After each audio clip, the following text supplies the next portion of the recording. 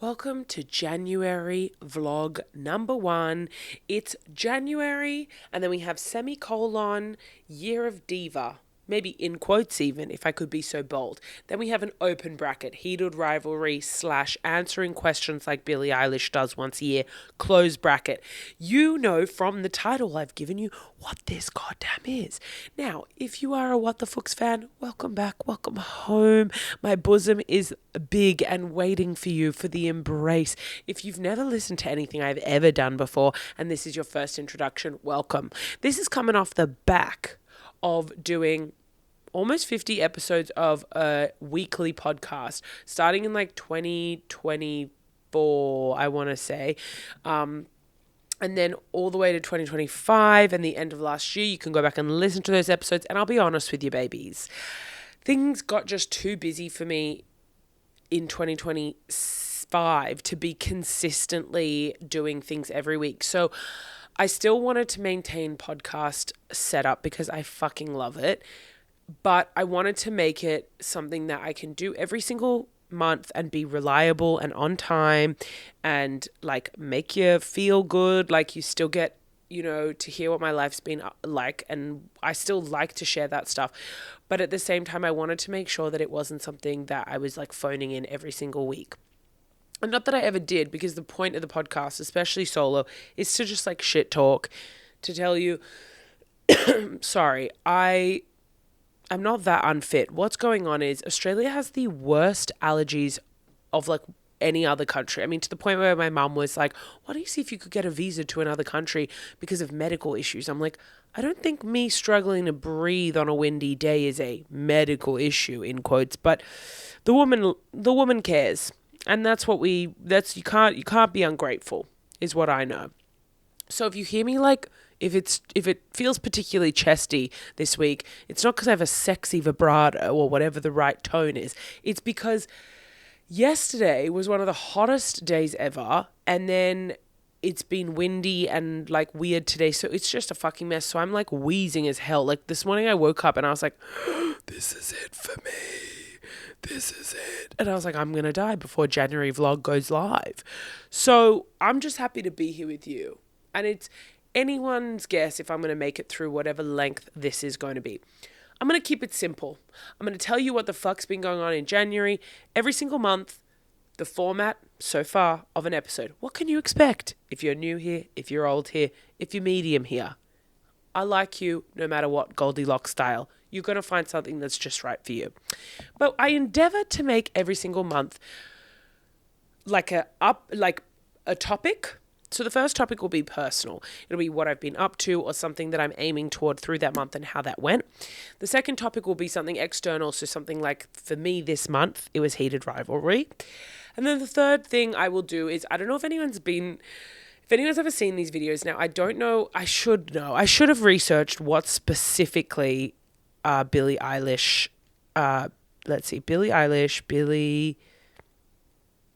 Okay, so Billie Eilish participated in the time capsule interview with Vanity Fair since 2017. So this is my monthly time capsule. I reviewed a lot of her videos and I made a huge list of the questions they asked her.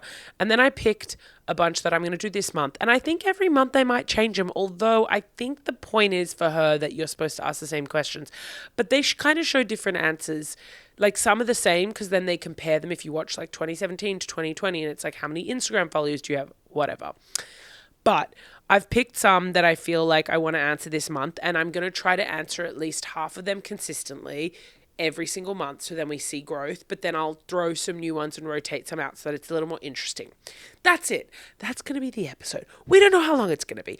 And I do think, let's fucking dive in with Year of Diva. And you know, or you don't, I don't know who's listening, but you know that I am anti-resolutions. I have always been. I am staunchly anti. However, I was coming back to Sydney on the 27th of December off the back of traveling and touring and doing shows for the last like 5.5 months. And when I came back into my room on the 27th at night, even though I thought I was going to get home at morning, and I am not an admin girl, another fact you should know, I spent like the last couple of days of 2025 2025, looking to 2026, being like, okay, Jess, what do you want to feel in 2026? Now, I don't care for resolutions like, I'm going to go to the gym every single day. Now, if that's yours, I celebrate you and I think that's awesome. But I wanted to take an emotion, a feeling, a vibe, something that could be channeled and more so weaponized.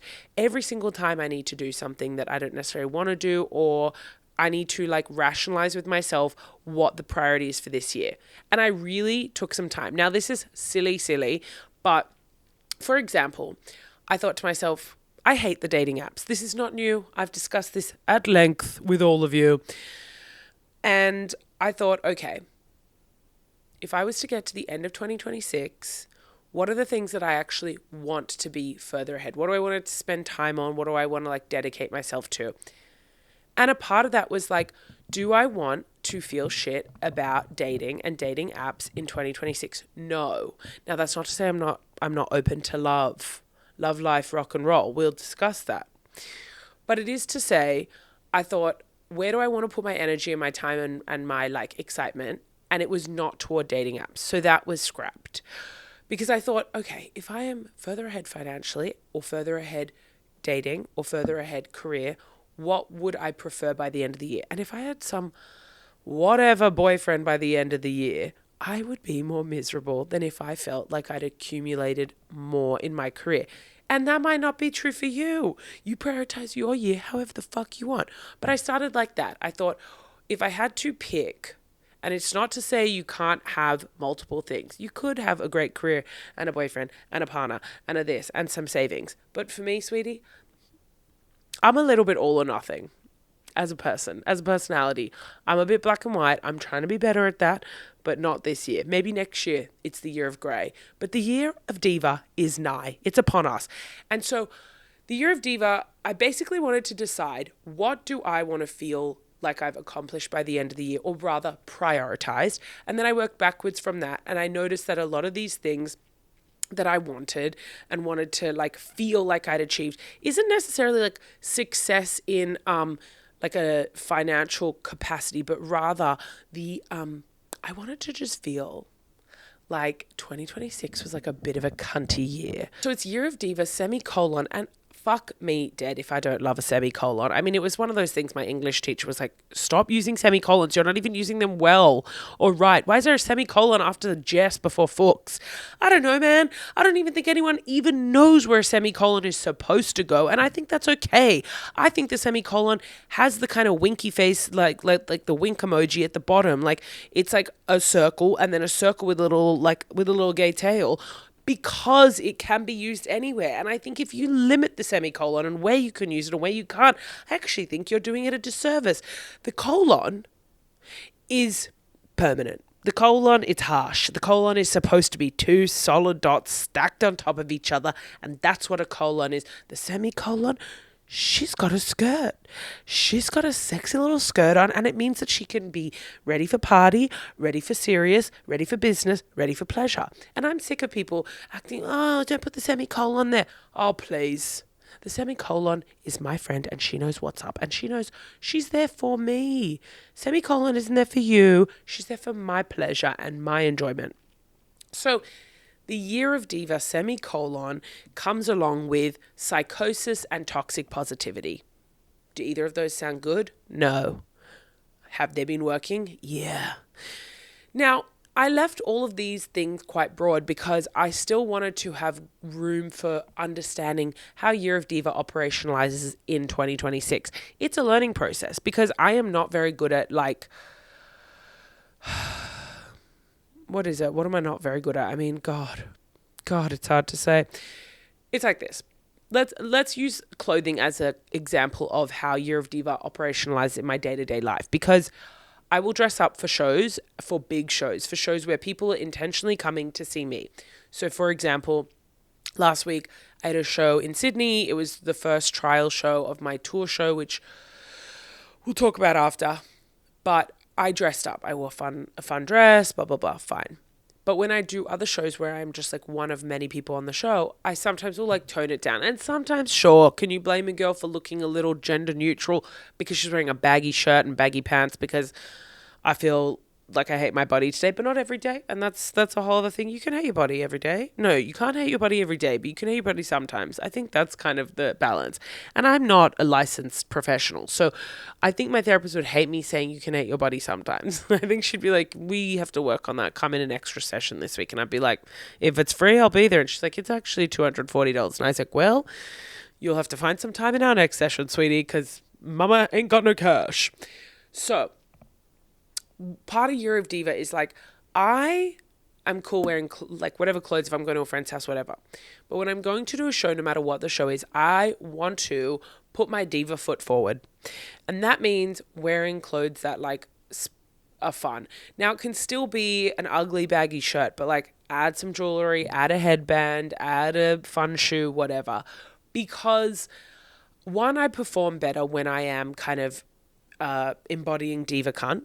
Two, I think an audience immediately, it is a very fast way to like not judge a book by its cover, but low-key kinda. I also wanted to feel like I am moving closer to and toward that kind of like empowering behavior. Like when you see Mariah Carey being rolled through the backstage of an arena with like glasses on and her sparkly like leotard. I'm like, that to me is iconic, and that to me is a frame of mind.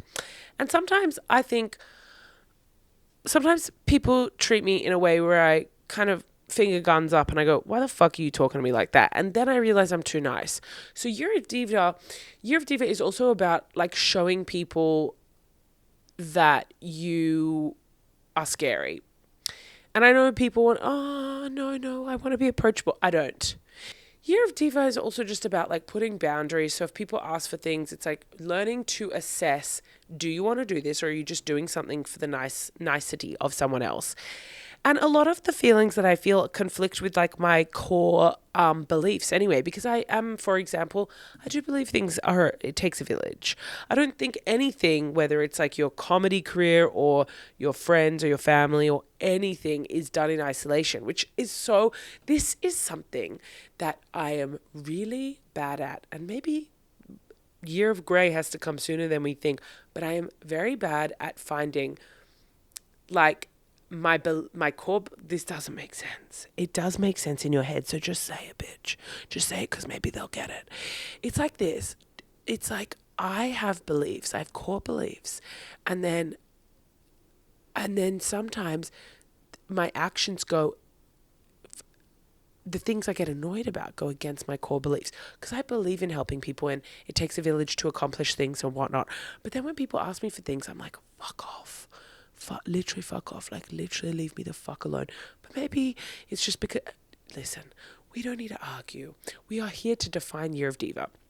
So Year of Diva, let's talk about some times where it's operationalized. So I think clothing. So I've been dressing a little more cunty for regular shows, which I've really enjoyed. I think that it is helping audiences who are coming for comedy to a comedy show be like, oh shit, I like her. Now I will go see her. So I think that's fun. I think that's really fun. It's also reflective of like,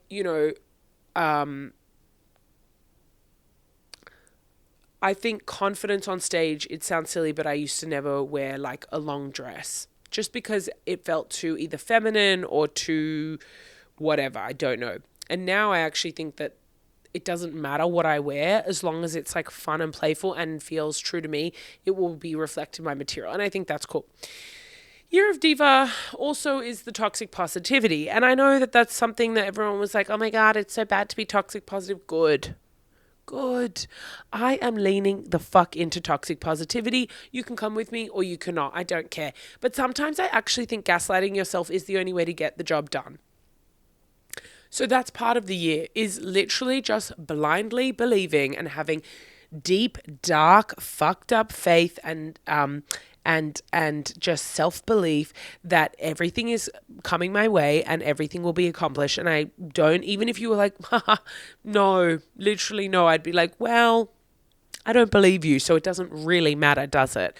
It is this constant eyes forward, just blinkers on like a horse who is dragging a tourist family in Central Park, and the family behind me are my own dreams and goals and ambitions, and I am just going forward, and I don't care if pieces of the saddle fall off me. I don't see it, I don't feel it, I don't hear it. You know why? Because of toxic positivity. So I am just engaging in that. And now psychosis, I think the thing that's beautiful about psychosis is like, and again, this is a very one-dimensional view of psychosis, because I know friends who have been through legit psychosis with bipolar and stuff like that. And it's a very different experience depending on what your deal is. But psychosis, like just literally seeing the best and seeing the like most beautiful and kind of chaotic version of life and like following it and being like, yeah, why not? Why not? So that's kind of the ingredients that are going into 2026 for me. Who's to say what's going to happen? And that's the toxic positivity speaking. Who's to say? Me. Anything's going to happen. Anything I want is going to happen. So what I'm not encouraging you to label your year. I am just saying that is what mine is. Now, if you've got one, I'd love to hear from it. And by it, I mean you. If you've got a year, if you've labeled your year something, let a bitch know. I am curious how other people label their years, if they do that at all. But like I said, I think for me, when I get to the end of the year, I just want to feel a stronger, more turned up version of myself, because when I was reflecting on like my feelings, it was like also like, this is kind of weird to explain, but if you've ever played sport or done anything creative, or even I could probably compare it to like driving or anything. Do you know there's a thing with sport like called flow state? And the idea is like when you're like you get locked in so hard that you like almost time passes and like time slips away. I'm sure meditation or yoga has something like it, but there are times when I'm on stage where I hit flow state. So let's say I'm on stage 10 shows, maybe 2 out of 10 I in the past would be able to like lock in, where it just feels so authentically me. Oh, I hate the word authentic. I feel like it's been co-opted, but like co-opted. Is there a T in the word co-opted? Co-opted. It's been taken over by therapy talk and kind of like branding and all that bullshit, wank, suck me off kind of vibes. But I think it's like I lock into like, oh, this is the version of me that feels really like true to me. It's like empowered and bold, and like I'll scream at a crowd and I'll like crowd work, and I'll like, if I'm talking about something and then something else comes up, I'll like follow that thought, and it's really like chaotic and really like playful and silly, but at the same time it's like really strong, and like if as an audience you'd be like, I'm on some sort of ride and I'm locked in, but I'm not like, I don't know, you know, it's so weird. But I want that feeling where, and I think that feeling could be had when, let's say you're out with your friends, right? And you're just fucking vibing and you're like, this is sickeningly fun. It's like, and you are the funniest or the like best version of yourself. Whatever qualities you admire in yourself, they are turned to 10 and they're awesome and they're so fun. I want to be able to access that more often. And that to me is Year of Diva, because when I feel the best on stage, it's when I feel like the most cunty, the most diva, the most like empowered, the most fun, light, playful, silly, all that stuff.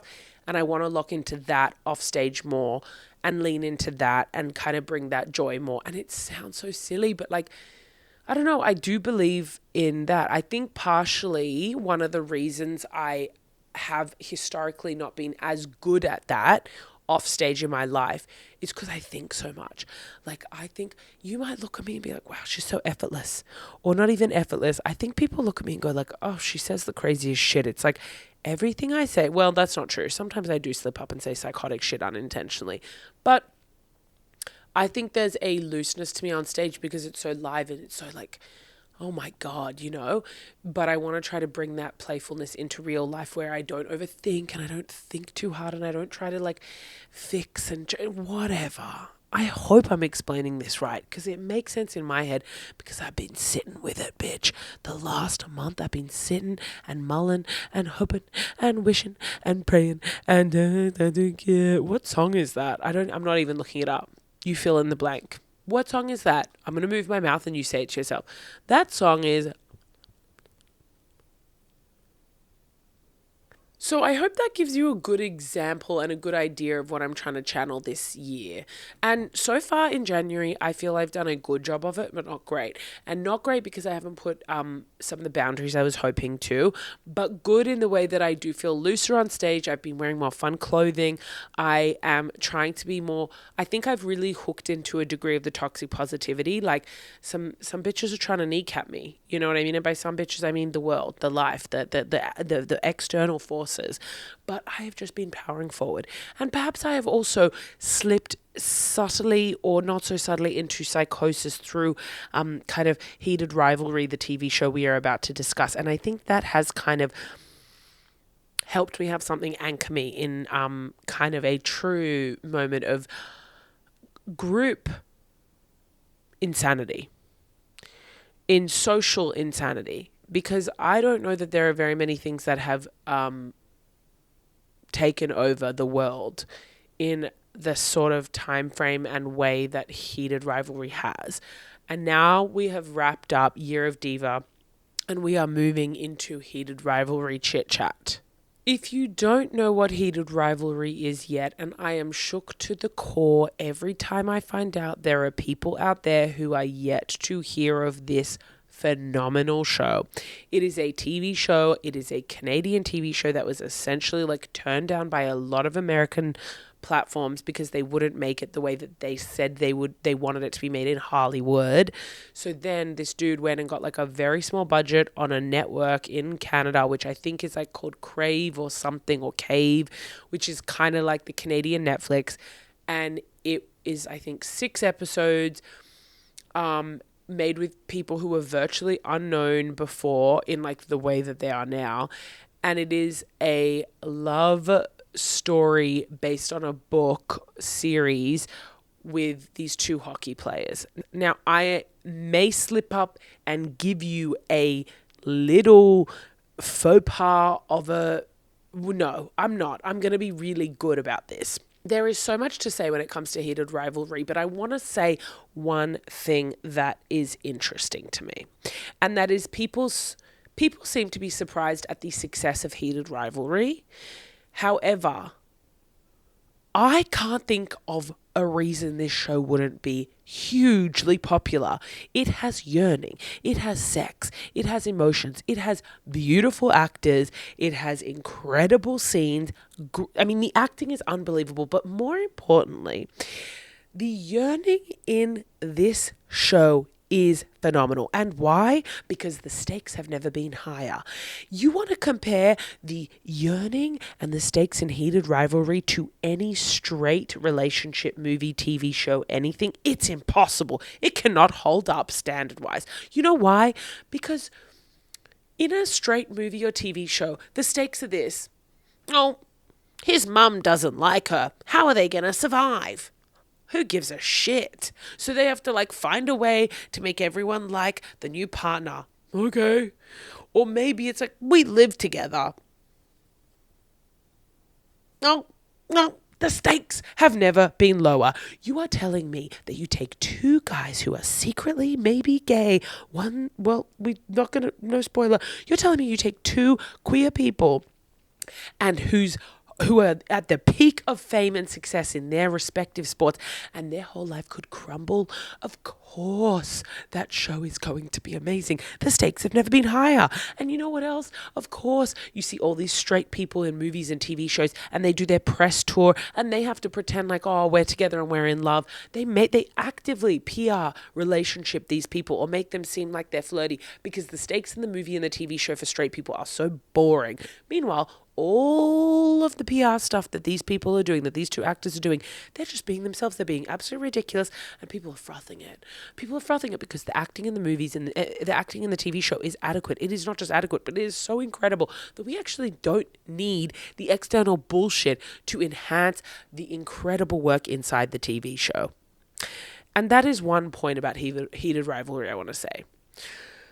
Just as an aside, as we talk about Heated Rivalry, I will say I actually cannot watch rom-coms anymore. I love rom-coms, but I cannot watch rom-coms anymore. I'm so sorry. I can't watch people fall in love in a way that feels so exciting and fun and fresh and just beautiful. And then I have to go on a dating app and have to be like, yeah, this is my boyfriend. I met him on Bumble. Yuck. What an uninteresting way. Why aren't more people falling in love in real life anymore? Why? It's so sad. Also, I will no longer watch a TV show or a movie where one of the partners is terminal. That is not interesting and romantic to me. I do not want to watch that. It is hard enough to believe that you found love, and now what? I have to watch someone that you fall in love with after 90 minutes die?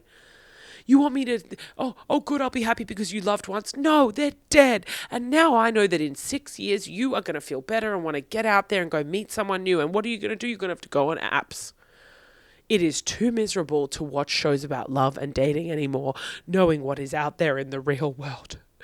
I want to start a petition where we just approach each other more in real life, respectfully, of course, and just, it's not a big deal. You see someone hot, you go up to them, or they've got a cool vibe, I like your jacket, just tell them, please. Please, let's get off the apps, please. It's also so satisfying seeing Heated Rivalry blow up because it is a gay love story, and I feel like things like that rarely get put on mainstream media. And I mean, obviously there's Brokeback Mountain from many years ago, which whatever, and there's so many movies and TV shows that do show and highlight the queer experience. But I've been speaking to a lot of my gays, and a lot of the gays are like, it is just so refreshing to see a show where like they aren't dying of AIDS, or they come out to their family or friends and like they're accepting. And I can't even imagine how nice that must be. And I just think we need to have gay and queer love stories so often, so many of them, to the point where people are going, oh my God, I'm underwhelmed, or I don't give a shit, because that is when things are truly integrated into society. That's why we have so many mediocre white dudes doing stand-up comedy. And no one cares. No one's like, oh, these guys kind of were nothing. They'd leave a comedy show after watching a mediocre white guy do the most boring shit you've ever seen. And people would be like, he was fine. Or they wouldn't even remember he was on. And that is true bliss to me. Progress is when someone or a group of people are allowed to be blindingly, boringly mediocre and average and literally something you wouldn't write home about. And that's when you know no one gives a shit about it.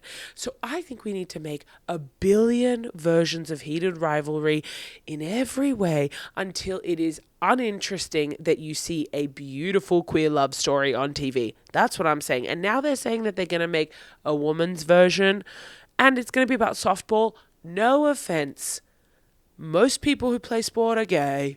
Most women in sport, I don't think being gay in sport as a woman is groundbreaking. If anything, we need the reverse. We need a team who are all lesbians, and one of which has to pretend to be a lesbian but is actually straight, and we follow the straight woman as she dates secretly a man.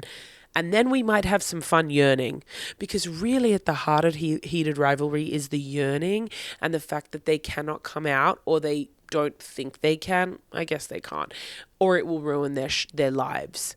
Oh God, it's a beautiful show. If you haven't seen it, please God, go and see it, because I am telling you, it is literally feeling like the process, the emotional experience of watching the show was like, I watched it and I quite literally felt psychotic. I was like, I think I need to be medicated after this. And everyone I've spoken to has said, I feel the same. People are rewatching it at a rate that is like remarkable. It is like you just go down these rabbit holes on social media of watching them do interviews and watching the clips.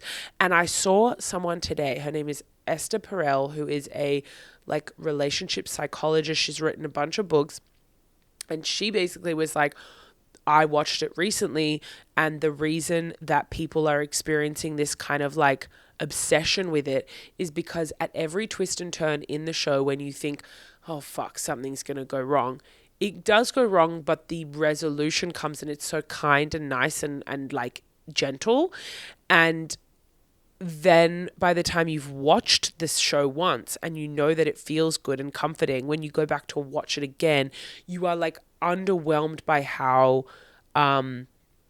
you're not like, it's not shocking. It's not like heartbreaking and sad. It's like all the resolutions are so like kind of gentle and nice. You guys listening to this going, I don't give a fuck about Heated Rivalry. Well, you should. You should. Because it's one of the 3 things I'm talking about today. That's how much it meant to me in January. Think about that. Think about, I have been stewing all of January by myself, just feeling absolutely mentally unwell from a TV show, mind you. Think about that. Think about how fucked up the world is and how messy everyone's lives are, that a TV show is causing mass psychosis worldwide with anyone who's watching this show. That's sick. It's sick. And if you haven't watched it, here's the thing. You need to watch it, because if you like porn, if you like if you like love, if you like feeling psychotic and having dancing in the rain, what's that song? If you like pina coladas, this is the show for you. So there's not much more to say about Heated Rivalry, because it does need to be a dialogue. I don't think I can lock into this topic in the way I thought without a bit of back and forth with you guys. But I just want to say, if you like romance, if you like, I guess, comedy adjacent, if you like love stories, if you love any of that stuff, this show is beyond anything I've seen before. It honestly might be the best TV show I've seen in my lifetime. And I'm sure you're like, oh, what about the X-Files? What about Game of Thrones? Well, get your own fucking podcast then, cunt. It's none of your business what I think is the best TV show of my lifetime. Yes, it happens to be Heated Rivalry. And yes, I have watched straight movies and TV shows over the last month trying to fill the whole of Heated Rivalry. And when I tell you it doesn't touch the sides, the yearning is not there. Why? Because I don't really care about straight people falling in love anymore.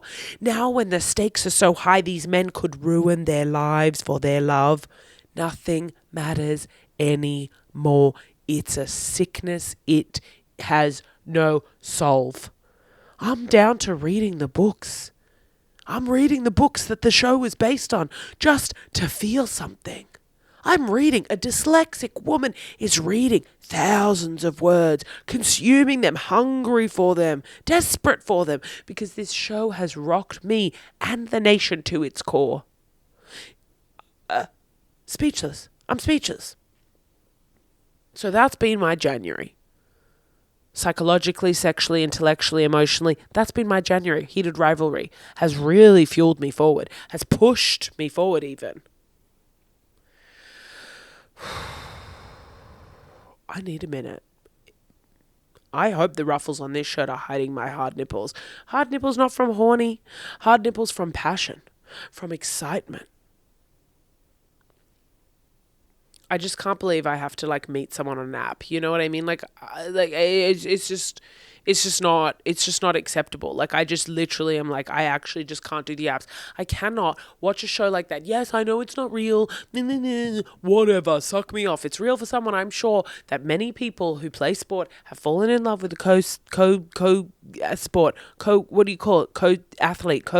co-worker.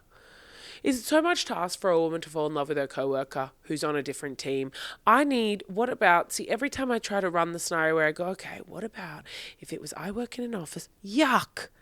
No one gives a fuck about I work in an office. I work at an office in Apple. And then he works at an office in Apple in a different country.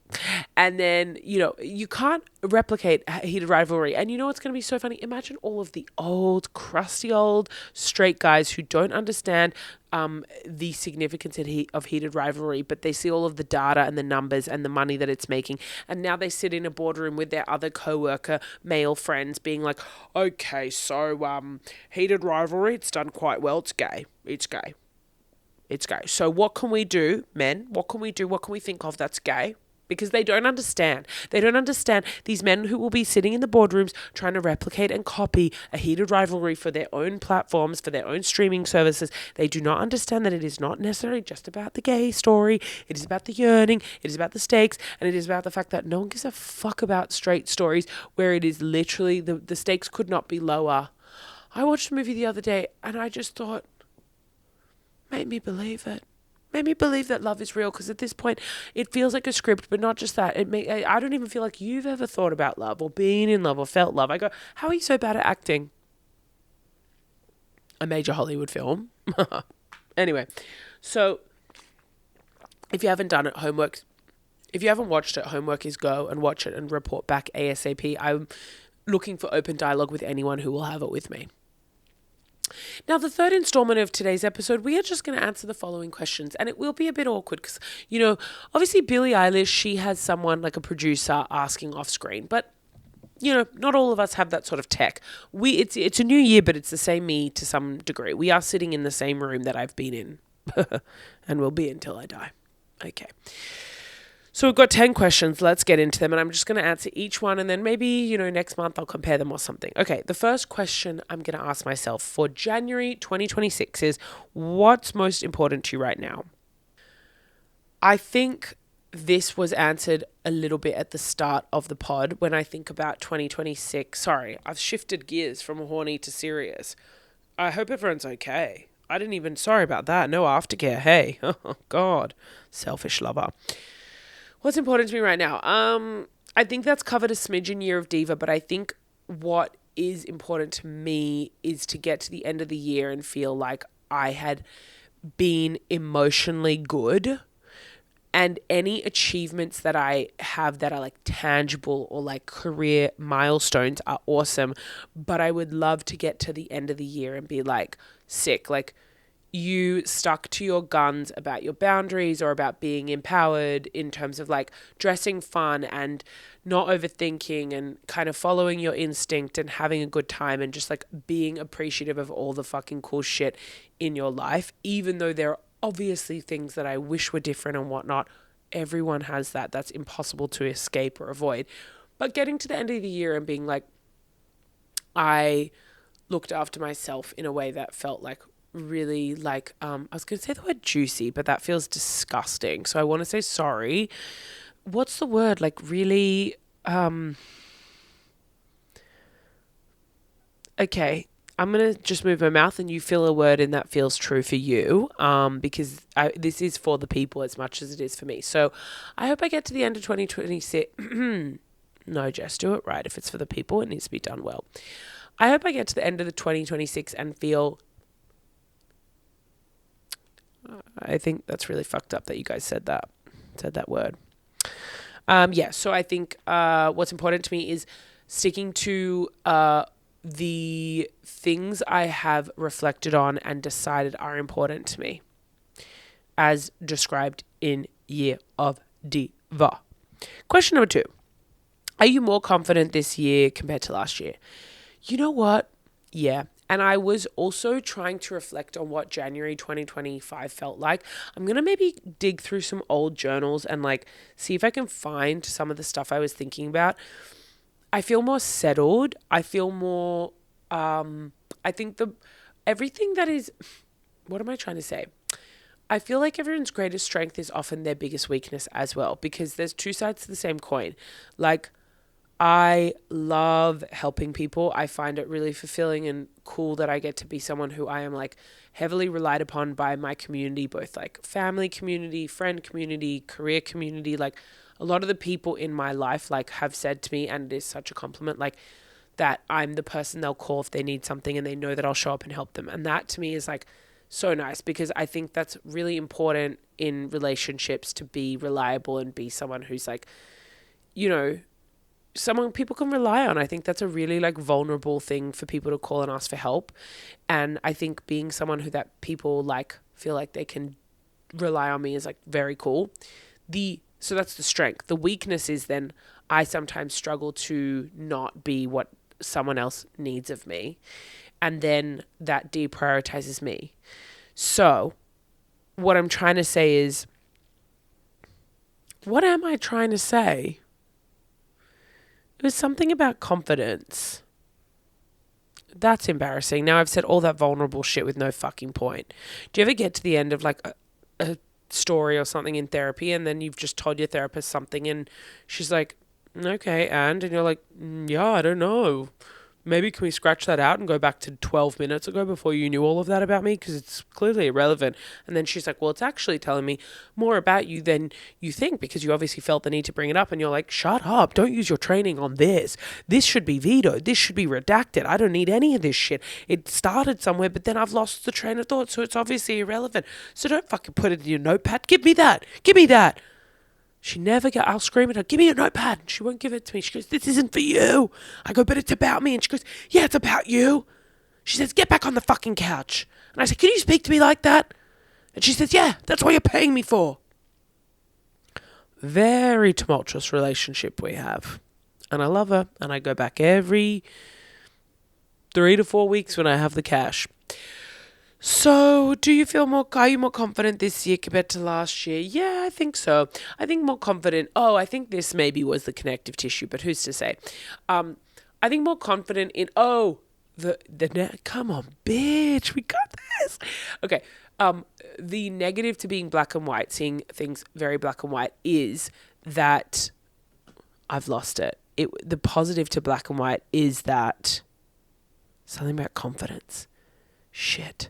You can tell I'm rusty and haven't been speaking to myself. I mean, I'm obviously constantly speaking to myself, but you can tell that I'm rusty because a lot of my trainer thoughts are just trains that kind of drop off a cliff. Puh. So the short answer is yes, I think so, because I think I just feel more attached to like the person I want to be, and I feel easily able to identify the qualities that matter to me for myself, but also for like my year. And I don't remember feeling that way in January last year, like 2025. I feel like 2025, even though I felt better and confident, all these positive things, I think I wasn't able to identify like what actually mattered. Whereas this year it feels quite easy to do so, and then to like push after that. And that could be age. I don't know. That could just be getting older, and as you get older, you get smarter in some ways, which, I mean, I hate to say the platitude or the saying of like, a year older, you're wiser. Ugh, isn't that shit when something's true? Okay, question number 3. Do you think you're successful? Why did I pick this? This is an embarrassing one. Do you think you're successful?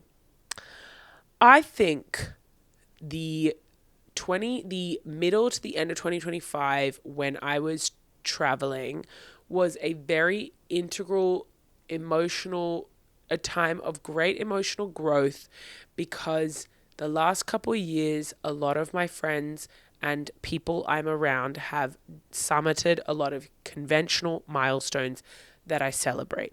Marriage, relationships, babies, buying houses, getting really good jobs, getting promotions, all these things that, like, when we look at like the key parts of being adults or human, these are the things that we all put as like our values, right?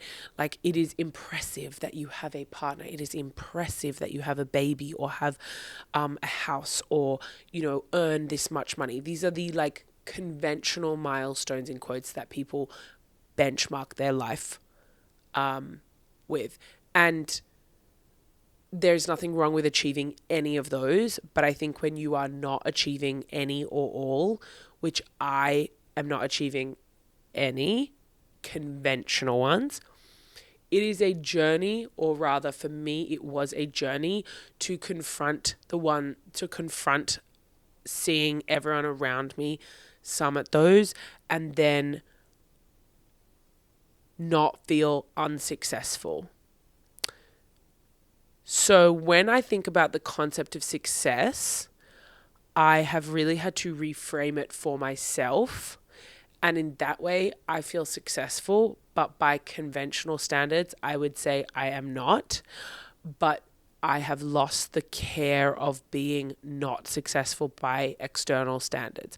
Now, there would be so many people, I am sure, who would look at like my life, who have achieved conventional success, and would probably be like, but I would fucking love to be creative and be brave enough to go on stage and brave enough to take chances of like being financially fucking poor as shit and having to like start again when I spend my money on a tour and don't make money or this or that. Like, I live with my parents still. I live paycheck to paycheck still. Like every show, every ticket that is bought by you guys or by anyone, like truly is going back into, you know, buying a camera or performing in a new city or paying to boost a photo on Instagram to then hopefully buy more tickets. Like every dollar that I make is like not, you know, it's like so valuable to me and so special because it's a direct reflection of like creative success.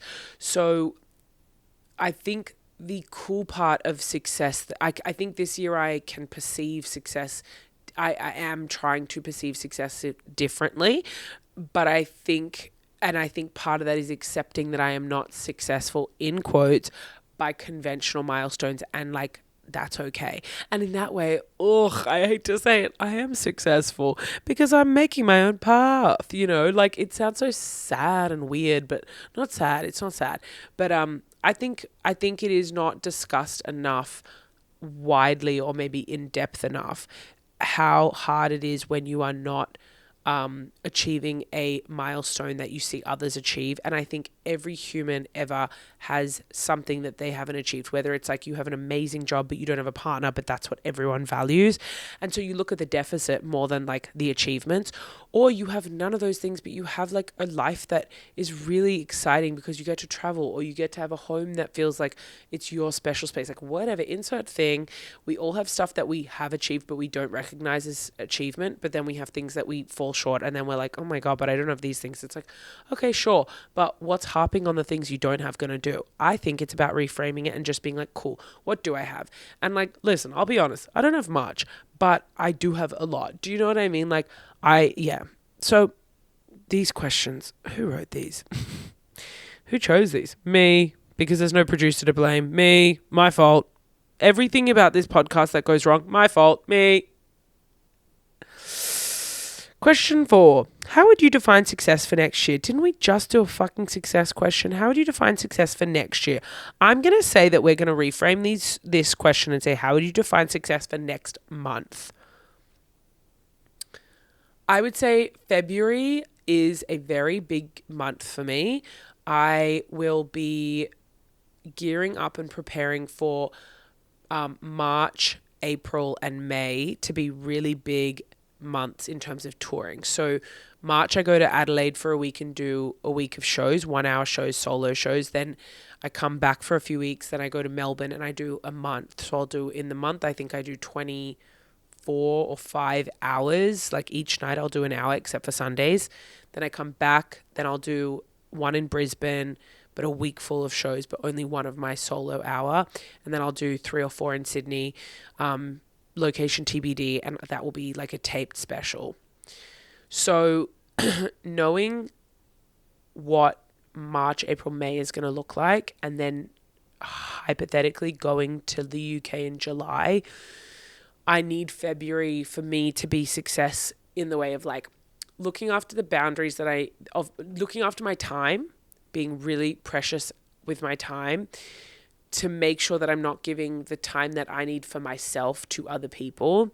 And then also just being like kind of head down, ass up. That's the way we like to, what?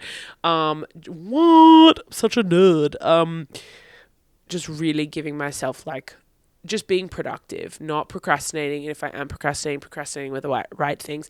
And not every minute of every day in our lives needs to be productive. But I think there are times where we have to be like, fuck it, this month is like lock in, bitch. Yeah, you know, wake up at 6 a.m, ice bath, journal. No, they'd never journal. Those kind of people don't reflect. Okay, so that's how I would define February success would be. If I can get to the end of the month and be like, I am not burned out, but I've looked after myself. I've nurtured my friendships and my relationships still, but I've literally been cool with being like, nope, can't do this, can't do that, can't do this, can't do that. Now, do I need to ask for help more often? For sure, but we are unpacking that today, so don't ask another fucking question like that. Question 5. Do you have a love life, and would a love life make you happy? Okay, we're going to reread that because that was so stupid. Do you have a love life? Would a love life make you happy? I feel like I touched upon that in the first portion where yes, I would. Yes, I do have a love life in some ways, but I am not prioritizing it. Maybe that's a better answer. If a beautiful man was to approach me at a beautiful bar and I'm wearing a beautiful shirt and he's wearing a beautiful shirt and he's like, "You're beautiful," and I'm like, "Well, you're beautiful." And then I'm like, "Oh, okay." But I cannot, at least this year, I cannot invest my time and my emotional fuckery into the apps, which is how majority of people in my generation are doing relationships. Obviously, there are other ways to meet people. You do things, you go, you play netball, you play soccer, whatever. There are a billion ways to meet someone. But for me right now, I don't think a love life will make me happy now, which is why I am not prioritizing it. But that's not to say that might not change. So, and overall, you don't need to worry about me. You know what I'm saying?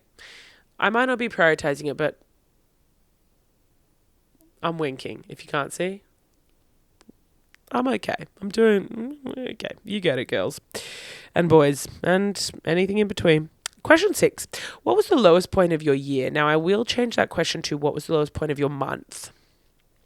That's a hard one because of the toxic positivity, I am kind of terrible things are happening and it's kind of just Mr. Miyagi, swipe on, wipe off.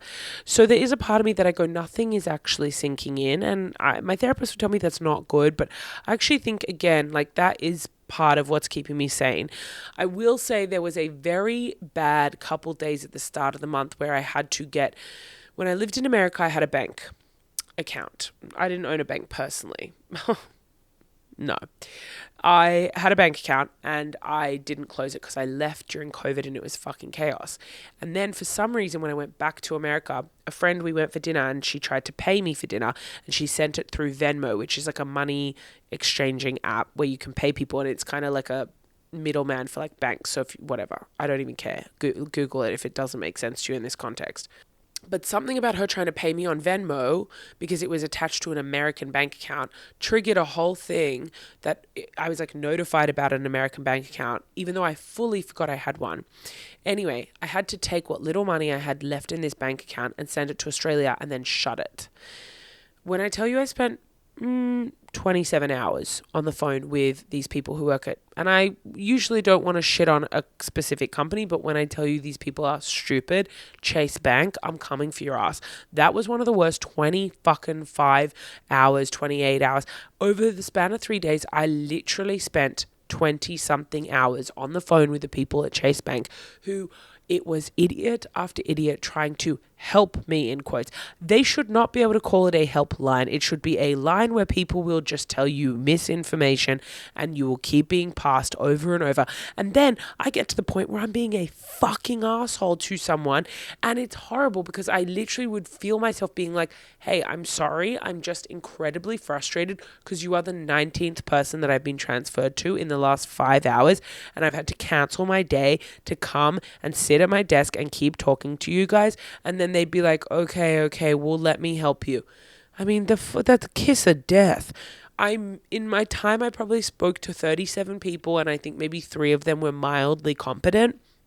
But I was getting bed sores on my ass from sitting for hours. And because I was calling from Australia to America, I had to use this website. So it's not like I could go for walks and do things because I was doing it on my phone, and I'm sure there was a more efficient way to do it, but let me tell you, sweetie, I didn't go into it thinking I was going to need 27 hours. Anyway, so that clearly was the worst part of my month. That was horrible. That just also shows you like that really pierced through the toxic positivity because I just couldn't. It was infuriating, but I'm sure something way worse has happened, but that is something that really stands out. Being on hold is horrible. In the scheme of, I still sometimes think about how amazing it is that humans have managed to create a world in which we just tie ourselves to our desks and our phones, and what a fucking terrible thing that is. And like obviously hundreds of years ago they would have been like, wow, technology, but they were impressed with, I don't know, a light bulb, you know? And then it's like we really took it and went way too far with it. I love the light bulb, but do I like having to sit at a computer all day and answer stupid fucking emails that don't actually matter? No, I don't think any of us actually. Let's go back to caveman days. I think we're going to need a hard human reset at some point. And maybe that'll be an apocalypse of some sort. Who's to say? But it would be kind of incredible to be at like the peak of human technology and then all that shit gets absolutely broken and then we have to go back to caveman days. Like, think about that. I think it would be more interesting to go from that than to go from caveman to technology. I think going technology to caveman is a way more dynamic switch and would be interesting to see what humans can adapt. Like, humans obviously can adapt, right? If we can adapt one way, surely we can adapt the other. Question 7. Do you feel pressure? Yeah, this year feels a bit pressury to me. I think it feels pressury to me because of the changes I'm trying to implement. So I think that's putting self-pressure on. I don't have too much pressure from like family and friends. I think that's because, like, for example, my sister would love to see me stay down because you know what that means? It means that when I'm available, I am a parent to her children. So I think she would love to see me struggling. No, not struggling. I think she'd love to see me not successful because God forbid I'm on red carpets and traveling internationally. The bitch doesn't have a third parent. So let me tell you that. I think people are preying on my downfall. I think they're, oh, we were so supportive. It's so amazing. They're hoping and wishing and praying and knowing that you care. I don't know what that's from either. I think I've sung that 3 times already. Where do you hope to be a few years from now? Now let's change that. Well, I feel like February we've answered that. Where do you hope to be? Let's say, where do you hope to be at the end of the year? No, this one's boring. Can I scrap one? I'm going to scrap it. I've got the authority because I'll tell you what. Hey, producer. Yes, producer. Yes, host. Yes, talent. Can I scrap that? Yes, you can, Jess. Oh, thank you so much, Jess. Yes, you're welcome. I feel like I watched Pirates of the Caribbean to try to fill the void of Heated Rivalry. Don't ask how those things connect. They did for me mentally. And I feel like, what's his name? Captain Jack Sparrow, because he talks to himself, I think. What a long walk to absolutely no information. What's new? I hate walking on a treadmill. It's so fucking boring. As just an aside. Do you feel more creative or less creative than last year? That's a good question, Jess. Well, thank you, Jess. I did find them and pick which ones I was going to specifically answer. Well, that's interesting because some of them have been so bad. Yeah, well, I didn't think it through that much, did I? Yeah. No, you didn't. You're fired. Oh, you can't fire me. I'm going to fight. Do you feel more or less creatively fulfilled? Do you feel more creative or less creative than last year? I think I've gotten better at being creative. Is that a good answer? I think that is. I think I've gotten better at being efficient with my creativity. I think especially in the world of stand-up, my skill set at writing and putting my brand of funny into a joke has gotten really strong. And I was talking to a comedian the other day and he was like, oh, every show I see you do recently is like really good. And obviously there are terrible shows. That's inescapable. But he was like, your hit rate is pretty high. Like, what are you doing? And I was like, it sounds silly, but I just think right now I'm locked into like knowing how to really put my funny into a joke, into a concept. And like, I'm trying to explore things that feel true to me, but also interesting to me. And so I think combining those two for some reason is just right now hitting hard for me. That will not be forever because there is obviously a cycle to creativity of like growth and exploration and expansion and learning and da-da-da-da. And whenever you're in a different pocket of creative kind of life cycle, you aren't like locked into like, you're like the cogs on the machine aren't like in place. This sounds so silly, but someone described it to me like this once. They were like, whenever you are feeling like, and this could be for anything, I think it's for learning. Whenever you're feeling like, fuck, I feel a bit shit or I don't feel like myself or I can't lock into something, it's because like, like things are moving and the machine pieces aren't holding each other rightly, like how they should.